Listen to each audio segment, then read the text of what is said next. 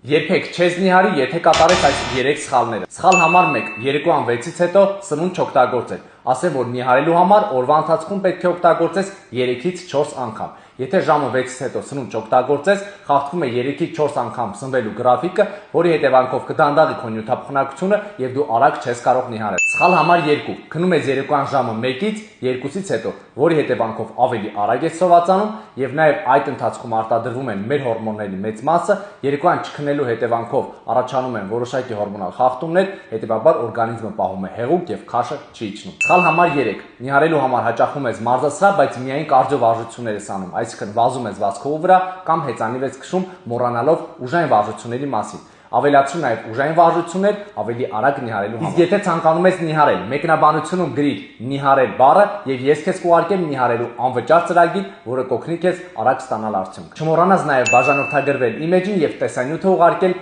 նիհարել ցանկացող քո ընկերներին։